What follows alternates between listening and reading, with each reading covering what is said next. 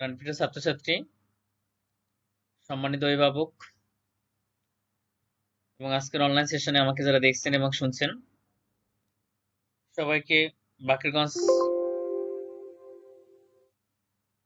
Online স্কুলের পক্ষ থেকে শুভেচ্ছা ও স্বাগতম জানাচ্ছি। আশা করি আপনারা সবাই ভালো আছেন। বাকেরগঞ্জ অনলাইন স্কুলের পাঠের ধারাবাহিকতায় আজকে আমি হাজির হয়েছি অষ্টম শ্রেণীর বিজ্ঞান বিষয়ের তৃতীয় অধ্যায় ব্যাপন, অভিস্রবণ ও পরিশোধন। এই অধ্যায়ের উপরে আমরা আলোচনা করব। শিক্ষার্থী বন্ধুরা, তোমরা স্ক্রিনে কিছু ছবি দেখতে পাচ্ছ, যে ছবিগুলো তোমাদের সকলের পরিচিত। আমাদের মায়েরা যখন বাসা বাড়িতে ভালো কিছু রান্না করে, বিরিয়ানি, পোলাও, তো এই খাবারের সুবাসটা আমাদের সারা ঘরে, এমনকি পার্শ্ববর্তী ঘরেও ছড়িয়ে পড়ে। আবার আমরা যখন, তোমরা দেখে থাকবে, আমরা যখন রাস্তার পাশে বা ময়লা আবর্জনার পাশ দিয়ে হেঁটে যাই, তো ময়লার থেকে এক ধরনের বিশ্রী গন্ধ আমাদের নাকে এসে লাগে, আমরা অস্বস্তি বোধ করি। আমরা যদি ধূপ বা আগরবাতি জ্বালিয়ে রাখি, সেখান থেকে একটা সুন্দর সুবাস আমাদের নাকে এসে পৌঁছায়। আমরা যদি কোনো পারফিউম বা বডি স্প্রে ইউজ করি, তো কি হয়, আমাদের পাশের বন্ধুটি ও বুঝতে পারে যে আমি পারফিউম দিয়েছি, পথচারীরা তার সুবাসটা পাচ্ছে। তো এরকম আরো বাস্তব অনেক ঘটনা তোমার আশপাশে দেখে থাকবে। তো তোমরা অনেক সময় দেখবে যে পলিথিন পোড়াচ্ছে, সেখান থেকে একটা গন্ধ আসছে, কেউ পাতা পোড়াচ্ছে, হ্যাঁ, এগুলো থেকে গন্ধ আসছে। তো মূলত এই বিষয়গুলো, অর্থাৎ এগুলো থেকে আমাদের কি মনে হয়, যে গন্ধগুলো যে ছড়িয়ে আসছে বা ছড়িয়ে পড়ছে, এগুলো থেকে আমরা কি মনে করতে পারি বা কি ভাবতে পারি? তো মূল বিষয়টা হলো, শিক্ষার্থী বন্ধুরা, তোমরা সবাই জানো সব পদার্থই ক্ষুদ্র ক্ষুদ্র অণু দিয়ে তৈরি। আর এই অণুগুলো সবসময় গতিশীল থাকে বা চলমান অবস্থায় থাকে। বেশি করে তরল এবং গ্যাসীয় বস্তুর ক্ষেত্রে অণুগুলো চলাচল খুব দ্রুত হয় এবং বেশি ঘনত্বের স্থান থেকে কম ঘনত্বের দিকে ধাবি ধাবিত হয় বা চলে যেতে চায়। শিক্ষার্থী বন্ধুরা, তো আমরা একটা গল্পই শুনি। তো মনে করো তোমার একটা বন্ধুর জন্মদিনের পার্টি হবে। তো তোমাদের সকল বন্ধুদের নিমন্ত্রণ করলো। তো জন্মদিনের পার্টিটা হবে একটা বড় বিল্ডিং বা 10 তলা উঁচু একটা বিল্ডিং এর ছাদে একটা অডিটোরিয়াম আছে, সেখানে তোমাদের পার্টিটা হবে। তো আমরা সচরাচর কি করি, বন্ধুর জন্মদিন দল বেঁধে চলে যাই, তাই না? তো আমরা অত 10 তলা ওঠার জন্য অবশ্যই লিফট ব্যবহার করব। আমরা যখন 10 জন বা 20 জন যদি একটা লিফটে উঠি, তো কি হয়, লিফটের ভিতরে আমরা খুব গাদাগাদি অবস্থায় থাকি। তো গাদাগাদি করে থাকি, কেউ কেউ কে ধাক্কা দেই, হ্যাঁ, একজনের পর একজনের পড়ে যাওয়ার পড়ে যেতে থাকি। তো মূলত আমরা যখন লিফট থেকে বের হবো, যখন বা অডিটোরিয়ামে পৌঁছে যাবো, তখন দেখবো অনেক খোলা জায়গা। তখন আমরা কি করবো? তখন কি আমরা এভাবে গাদাগাদি করে থাকবো? নিশ্চয়ই না। তাহলে কি করবো? আমরা ছুটোছুটি করবো, সবাই দূরে দূরে ছড়িয়ে পড়বো। তো ঠিক আমরা আমাদেরকে যদি অণুর কথা ভাবি, আমরা যদি নিজের এক একটা অণু হই, যতক্ষণ পর্যন্ত আমরা ওই বদ্ধ লিফটে আটকা ছিলাম, আমরা কি করছি? ছুটোছুটি করছি, চলাচল করছি না? আমরা একে অপরের উপর ধাক্কা দিয়েছি। তো আমরা বের হওয়ার চেষ্টা করতেছি, যে একটা উন্মুক্ত জায়গা বা খোলা জায়গায় যাওয়ার চেষ্টা করতেছি। তো পদার্থের অণুগুলো সাধারণত কি হয়, অর্থাৎ পদার্থের অণুগুলো বেশি ঘনত্বের স্থান থেকে সব সময় কম ঘনত্বের দিকে ধাবিত হওয়ার চেষ্টা করে। তো এই যে প্রক্রিয়াটা, এই প্রক্রিয়াটি নিয়ে আমাদের এই অধ্যায়টা, এবং এইটা নিয়ে আমরা আলোচনা করব। তো শিক্ষার্থী বন্ধুরা, আমরা একটু সামনে চলে যাচ্ছি।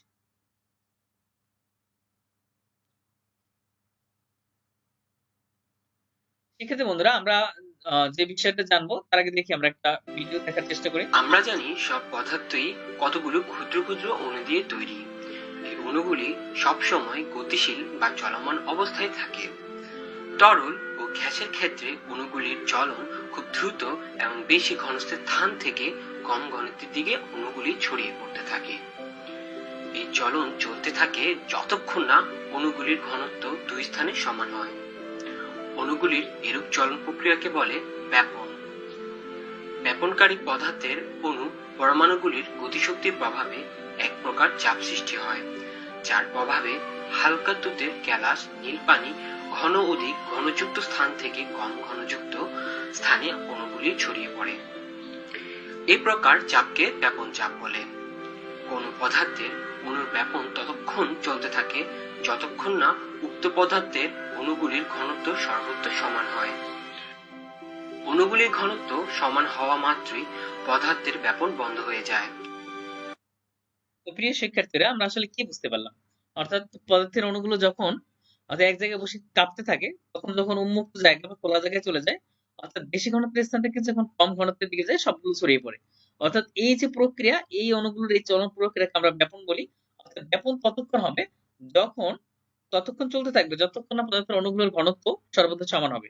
অর্থাৎ অণুগুলোর ঘনত্ব সমান হওয়া মাত্রই পদার্থের ব্যাপনটা বন্ধ হয়ে যাবে এবং এই অণুগুলো যখন নিকটে থাকে তাদের মধ্যেকার একটা চাপ অনুভূত হয়। এই চাপটাকে আমরা ব্যাপন চাপ বলি। সেক্ষেত্রে বন্ধুরা আমরা আরেকটু স্পষ্টভাবে বোঝার চেষ্টা করি। আমরা একটা গ্লাস নিলাম। গ্লাসের ভিতরে অবশ্যই তোমরা দেখতে পাচ্ছ তো পানি নিয়ে আছে। আমরা এর ভিতরে যদি নীল রং দিয়ে দিই, তোমাদের পাঠ্যবইয়ে একটা উদাহরণ দেয়া আছে যেমন পুকুরের গ্লাস পানি তৈরি করা। জাস্ট আমরা এভাবেই দেখার চেষ্টা করি। তো সেক্ষেত্রে দেখো, তো আমরা এর মধ্যে যখন নীল রং দিয়ে দিয়েছি তো নীল রংটা আস্তে আস্তে কি হচ্ছে ওই যে পানির ভিতরে ছড়িয়ে পড়ছে। অর্থাৎ নীল রঙের ঘনত্ব বেশি, পানির ঘনত্ব কম। তো এই নীল রংটা এর ভিতরে ছড়িয়ে পড়বে ততক্ষণ পর্যন্ত এটা মানে বন্ধ হবে না যতক্ষণ পর্যন্ত এই নীলের ঘনত্ব এবং পানির ঘনত্ব সমান না হবে। অর্থাৎ এই প্রক্রিয়াটার নামই হলো ব্যাপন প্রক্রিয়া। তবে দেখি কি হয়।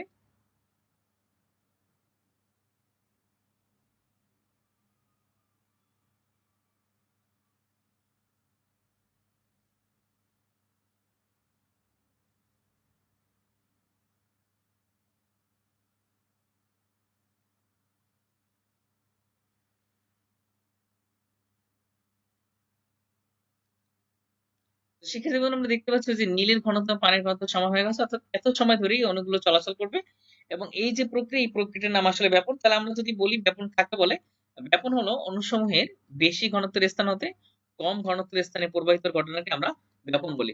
অর্থাৎ অণুসমূহ তোমাদের পাঠ্য বইয়ে একটা সংজ্ঞা দেয়া আছে অণুগুলোর ঘনত্ব যে স্থানে সমান হবে অণুগুলোর চলন প্রক্রিয়াকে ব্যাপন বলে। অর্থাৎ অণুসমূহ যখন বেশি ঘনত্বের স্থান হতে কম ঘনত্বের স্থানে প্রবাহিত হবে এই ঘটনাকে আমরা ব্যাপন বলি। তো সেক্ষেত্রে বন্ধুরা এই ব্যাপনটা আমাদের জীবনে কেন গুরুত্বপূর্ণ বা উদ্ভিদের জীবনে কেন গুরুত্বপূর্ণ এই সম্পর্কে আমরা একটু জানবো। অর্থাৎ ব্যাপনের প্রয়োজনীয়তা বা ব্যাপনের গুরুত্ব সম্পর্কে আমরা একটু জানবো। তো আমরা দেখি ব্যাপনটা কেন প্রয়োজন। আমরা যদি দেখি উদ্ভিদ দিয়ে কার্বন ডাই অক্সাইড অক্সিজেন সরবরাহ করে অর্থাৎ উদ্ভিদের খাদ্য তৈরির জন্য যে কার্বন ডাই অক্সাইড এবং অক্সিজেন ত্যাগ করে এই দুইটা প্রক্রিয়াই অর্থাৎ ব্যাপনের মাধ্যমে ঘটে এবং উদ্ভিদের শোষিত পানি বাষ্প আকারে বের করে দেয়। অর্থাৎ উদ্ভিদ যখন অতিরিক্ত পানি তাদের পতনদের মাধ্যমে বের করে দেয় সেই যে প্রক্রিয়া সেই প্রক্রিয়াটা ব্যাপন। আমরা প্রাণী যখন শ্বাস করি অর্থাৎ আমাদের যে ফুসফুস বা অ্যালভিওলাসের মধ্যে দিয়ে যে অক্সিজেন আদান প্রদান বা গ্রহণ বা বর্জনের কাজ চলে বা কার্বন ডাই অক্সাইড আমরা বর্জন করি এই প্রক্রিয়াটা ব্যাপন এবং আমাদের কার্বন ডাই অক্সাইড আদান প্রদান রক্ত থেকে পুষ্টি উপাদান সংগ্রহ করে এবং আমাদের শরীরে যে লসিকা আছে লসিকার মাধ্যম থেকে এইগুলো ব্যাপন দ্বারাই সম্পন্ন হয়। তাহলে আমরা বুঝতেই পারছি উদ্ভিদ এবং প্রাণীদের ব্যাপনের গুরুত্ব খুবই বেশি এবং ব্যাপন একটি গুরুত্বপূর্ণ নিয়ামক হিসেবেও কাজ করে। তো শিক্ষার্থী বন্ধুরা অবশ্যই তোমরা আসলে ব্যাপন কি এবং ব্যাপনের গুরুত্ব সম্পর্কে অবশ্যই অনুধাবন করতে পেরেছো এবং বুঝতে পেরেছো। তো আমরা একটি ভিন্ন ধর্মী ব্যাপনের কথা আলোচনা করি। এটা এক ধরনের ব্যাপন। তো আমরা একটু বিষয়টা বোঝার চেষ্টা করি। অর্থাৎ এই ধরনের ব্যাপনটা বোঝার জন্য আমাদের আহ এর সম্পর্কে একটু পূর্ব জ্ঞান বা পূর্ব ধারণা থাকা দরকার। তো শিক্ষার্থী বন্ধুরা আমরা দেখতে পাচ্ছি এক গ্লাস শরবত বা শরবতটা আমরা আসলে কি দিয়ে বানাই? চিনি দিয়ে। চিনি, পানি এগুলো মিলিয়ে শরবত তৈরি করা যায় বা লেবু রস দিলাম অথবা ট্যাংকের গুঁড়ো দিলাম। তো বিভিন্ন ভাবে আমরা শরবতগুলো তৈরি করতে পারি। তো এর ভিতরে কি আছে? দেখো পানি আছে, চিনি যদি দেই চিনি আছে, তাই না? তো এই বস্তুগুলোকে আমরা কি বলি? আমরা যদি বলি দ্রাবক প্লাস দ্রাবক সমান দ্রবণ অর্থাৎ চিনি এখানে দ্রাবক, পানি হলো দ্রাবক এবং যেটা উৎপন্ন হলো সেটা হলো দ্রবণ। তো এই টপিক গুলো সম্পর্কে আমাদের একটু ধারণা থাকা দরকার।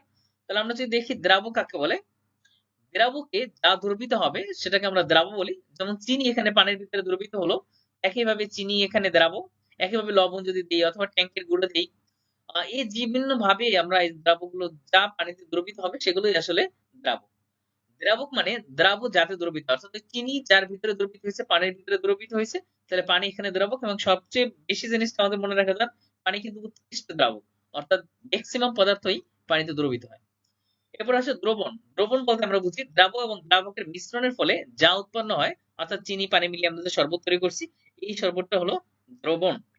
শিক্ষার্থী বন্ধুরা আমরা এই যে নতুন ধরনের ব্যাপারের কথা আলোচনা করতেছিলাম এই বিষয়টাকে বোঝার আগে আমাদের আরো অন্যতম একটা বিষয় সেটা হলো ঘনত্ব সম্পর্কিত অর্থাৎ দুইটা ভিন্ন ঘনত্বের দ্রবণ এবং তাদের মধ্যে অবস্থিত একটা পর্দার কথা জানা দরকার। এই পর্দাকে সাধারণত আমরা তিন ভাগে ভাগ করি। একটা হচ্ছে ভেদ্য পর্দা, অর্ধভেদ্য পর্দা এবং অভেদ্য পর্দা। তো শিক্ষার্থীরা আমরা এই বিষয় সম্পর্কে একটু আলোকপাত করি। তো ভেদ্য পর্দা কাকে বলে? নাম থেকে বুঝতে পারছো যে এটা থেকে অর্থাৎ দ্রাবক দ্রব উভয় চলাচল করতে পারবে অর্থাৎ কোনো কিছু ভেদ করে যেতে পারবে সেটাই ভেদ্য পর্দা। অর্থাৎ যে পর্দা দিয়ে দ্রাবক ও দ্রাব্য উভয় অণু সহজে চলাচল করতে পারবে যেমন পুষ্করাজ্যের উদ্ভিদের ক্ষেত্রে, হ্যাঁ, এগুলো হলো ভেদ্য পর্দা। অর্ধভেদ্য পর্দা মানে যে পর্দা দিয়ে কেবল দ্রাবক অণু চলাচল করতে পারবে কিন্তু দ্রাব্য অণু চলাচল করতে পারবে না যেমন মাছের পটকা, তারপর আমরা আরো যদি দেখি কোষ পর্দা, হ্যাঁ? ডিমের খোসার ভিতরে যে সাদা অংশ, সাদা পর্দাটা থাকে, এই পর্দাগুলো আসলে অর্ধবৃত্ত পর্দা। আর এখান থেকে দ্রাবক চলাচল করতে পারে কিন্তু দ্রব কখনোই চলাচল করতে পারে না। অভেদ্য পর্দার নাম থেকে বুঝতে পারছি এর মধ্যে কোনো কিছুই ভেদ করতে পারবে না। অর্থাৎ দ্রাবক এবং দ্রাবক কোন প্রকার অণুই চলাচল করতে পারবে না। যদি আমরা পলিথিনের কথা বলি, পলিথিন থেকে অর্থাৎ এই পলিথিন যদি একটা পর্দা থাকে বা কিটিন যুক্ত কোষপ্রাচীর উদ্ভিদের ক্ষেত্রে থাকে, এই সকল ক্ষেত্রে এগুলোকে আমরা অভেদ্য পর্দা হিসেবে দেখি। আচ্ছা, আমরা ওই যে মাছের অংশটা একটু দেখি। আমরা এই যে মাছের এই যে অংশটুকু, এটা পটকা মাছ আসলে। তো এই যে পেটের অংশটা, এই অংশটা আসলে অর্ধবেদ, অর্থাৎ এখান থেকে সে ওই যে পানির থেকে বা বিভিন্ন কিছু চলাচল বা নিয়ন্ত্রণ করতে পারে, সেটা হলো অর্ধবেদ পর্দা। মাছের পটকাটা আসলে অন্য ধরনের, আরো মানে মাছের পেটের ভিতরে থাকে, আমরা যেটাকে মাছের বালিশ বলি। মাছ ঘুমায় রাত্রে না। তো সেক্ষেত্রে বন্ধুরা আমরা সামনে এগাই। তো আমরা এই যে বিষয়টা জানলাম, আসলে এই বিষয়টার নাম কি? এই বিষয়টার নাম আসলে অভিস্রবণ। এই যে বিষয়টা, এই বিষয়টা আমাকে বোঝার জন্য আমরা একটা বাস্তব উদাহরণ দেখি। তো শিক্ষার্থীরা, A beaker, আমরা একটা বিজ্ঞান নিলাম, water, concentrated এর কিছু sugar পানি নিলাম solution, and raisins. এবং কিছু কিসমিস নিলাম। আচ্ছা শিক্ষার্থী বন্ধুরা, আমরা দেখি আমরা বাড়িতে যখন ফিনি বা পায়েস রান্না করে মা, তখন আমরা কি হয় যে কিসমিস দেয়, তাই না? কিসমিসটা কি করে পানিতে ভিজিয়ে রাখে, পানিতে ভিজিয়ে রাখলে কি হয়, কিসমিসটা ফুলে ঢোল হয়ে যেত না? তো ঠিক এইভাবে যে প্রক্রিয়াটা গেল, অর্থাৎ কিসমিসের যে পর্দাটা থাকে সেই পর্দাটা কিন্তু আসলে অর্ধবৃত্ত পর্দা। পানির ঘনত্ব যেহেতু এখানে কম এবং কিসমিসের ঘনত্ব যেহেতু বেশি, তো পানিটা কি হয়, কম ঘনত্বের দ্রবণ থেকে ওই যে কিসমিসের ভিতরে বেশি ঘনত্বের দ্রবণে চলে যায়। এই পরীক্ষাটাই আমরা একটু দেখবো। Let us begin the activity. Take a beaker. এটা Fill half of it with water এটা কি বিকার, একটা আমরা যে বিকারটা নিয়েছি and এবং put যে in বিকারের ভিতরে আমরা 5 পানি or ঢেলেছি 6 এবং আমরা raisins. কয়েকটা কিসমিস এর ভিতরে রেখে দিলাম। তো আমাদের এটা Leave কিন্তু them তাড়াতাড়ি হবে না, আমাদের undisturbed একটু সময় for দিতে about হবে, 4 একটু to সময় 5 অপেক্ষা hours করতে হবে। and then observe any changes.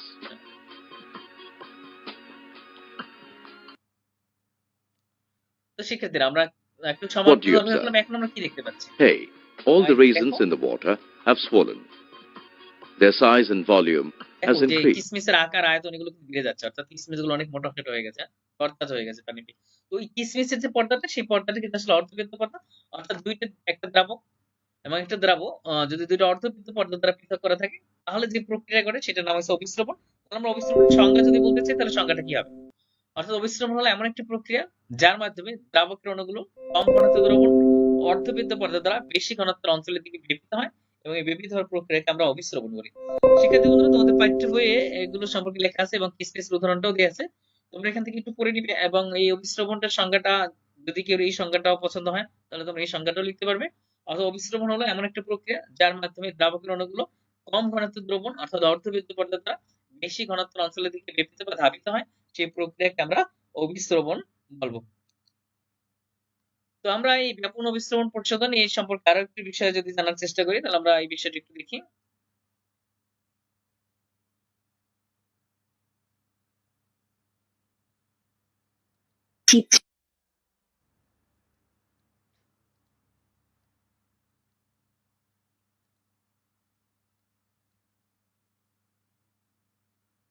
আমরা কি দেখতে দেখা পাচ্ছি? যাচ্ছে দুটি ভিন্ন ঘনত্বের দ্রবণ একটি অর্ধবৃত্ত পর্দা দ্বারা পৃথক রয়েছে। এখানে পাতলা দ্রবণ এ হতে দ্রাবক অণু বা পানি এই অর্ধভেদ্য পর্দা ভেদ করে ঘন দ্রবণ বি এর দিকে প্রবেশ করছে। এটি এক ধরনের ব্যাপন। আসলে এই অভিস্রবণটা ধরনের এক ধরনের ব্যাপনের ব্যাপনই নামই মূলত। হলো অভিস্রবণ। সিদ্ধান্ত: দুটি ভিন্ন ঘনত্বের দ্রবণ একটি অর্ধভেদ্য পর্দা দ্বারা পৃথক থাকলে অপেক্ষাকৃত পাতলা দ্রবণ হতে দ্রাবক বা পানির অণুর অর্ধভেদ্য পর্দা ভেদ করে ঘন দ্রবণের দিকে গমন করাকেই অভিস্রবণ বলে। এতে বন্ধুরা, আমরা যে কিসমিসের পরীক্ষাটা করেছিলাম সেটা থেকে দেখো যে এটা আসলে অভিস্রবণ কেন হলো। শুকনো কিসমিস পানিতে ফুলে ওঠার ঘটনাটি অভিস্রবণের মাধ্যমে ঘটে।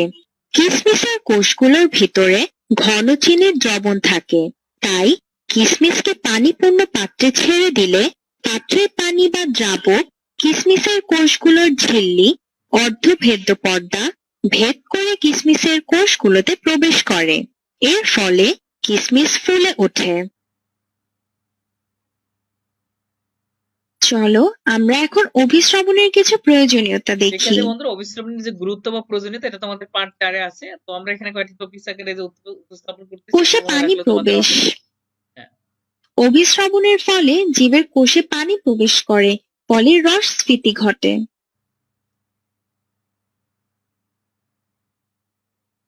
মূলরম দিয়ে মাটি হতে পানি ও খনিজ লবণ শোষণ। অভিশ্রবণ প্রক্রিয়ায় উদ্ভিদ মূলরম দ্বারা মাটি হতে পানি শোষণ করে বেঁচে থাকে। দেখতে পাচ্ছি ভাই মূলম থেকে পানি শোষণ করে। পেপোরেমিয়া উদ্ভিদের পরীক্ষণ। তো বন্ধুরা আমরা এই পরীক্ষাটি একটু পরে উদ্ভিদ দেহে অভিশ্রবণ ঘটে বলেই কাণ্ডের মাধ্যমে পাতায় রস উত্তোলন ঘটাতে পারে, তা না হলে উদ্ভিদ মারা যেত। নুয়ে পড়া গাছের সতেজ হওয়া। আমরা যদি একটা উদ্ভিদ দেহে অর্ধনমিত অভিশ্রবণ গাছকে পানি ঘটে দিই, বলেই তো ওটা উদ্ভিদ সতেজ দেহে হয়ে যেতে রস পারে। স্ফীতি ঘটে, ফলে উদ্ভিদের কাণ্ড ও পাতা সতেজ থাকে।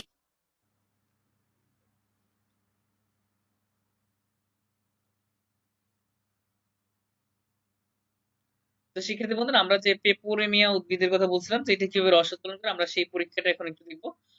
তোমরা এই পেপোরেমিয়া উদ্ভিদটা সবাই হয়তো অনেকেই হয়তো চিনো, যে যারা গ্রামের বাড়িতে আছো তারা বা আশপাশে একটু পরিবেশে খুঁজলেই আমরা এই উদ্ভিদটা পেতে পারি। তো এই উদ্ভিদের জন্য আমাদের কি কি উপকরণ দরকার, দেখে এটা পেপোরেমিয়া উদ্ভিদ, একটা সতেজ পেপোরেমিয়া উদ্ভিদ। আর দরকার একটা কাঁচের গ্লাস অথবা কাঁচের বোতলও নিতে পারো, বা গ্লাস যেটা নাম। আর এই যে লাল রং, স্যাফরানিন নামক লাল রং, তোমরা যে কোনো লাল রং ইউজ করতে পারো।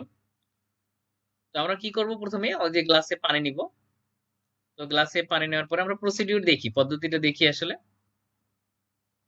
কাঁচের বোতল বা গ্লাসে পানি দিই। তো পানি দেওয়ার ফলে কি হবে, এরপরে কয়েক ফোঁটা লাল বর্ণের আমরা যদি স্যাফরানিন যোগ করি, তাহলে এই স্যাফরানিন পানিটি কি হবে, যেহেতু স্যাফরানিনের ঘনত্ব বেশি, তো পানির ঘনত্বের সাথে এটা মিশে এটা একটা ব্যাপন প্রক্রিয়া ঘটলো এখানে, তাই না?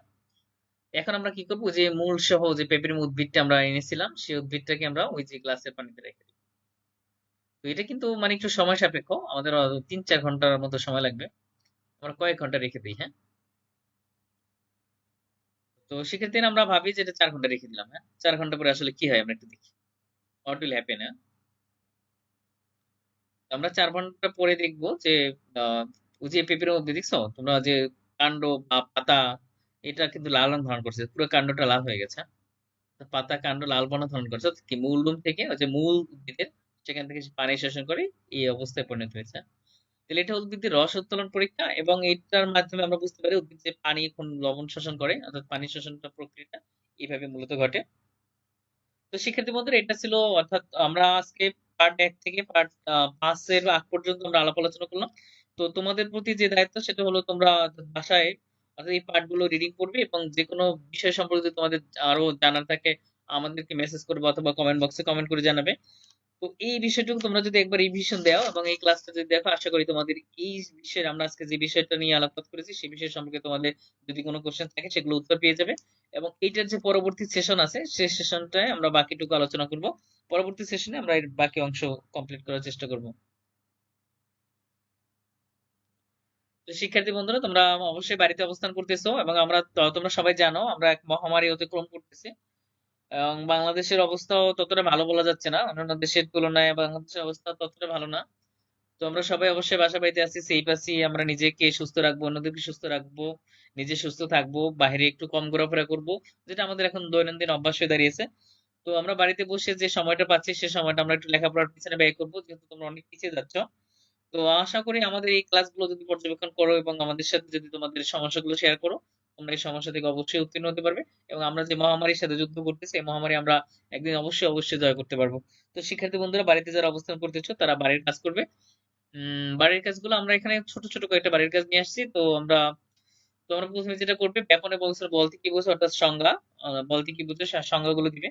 আহ, যদি এক্সাম্পল দেখতে দিতে পারো তো আরো বেটার হয়, অর্থাৎ এটা আসলে জ্ঞানমূলক প্রশ্ন, তো 1 মার্কের জন্য তোমরা ডেফিনেশন লিখেই পারবে। দ্বিতীয়টা ছিল অর্থাৎ ব্যাপন চাপ কাকে বলে, এটা একটা সহজ সংজ্ঞা।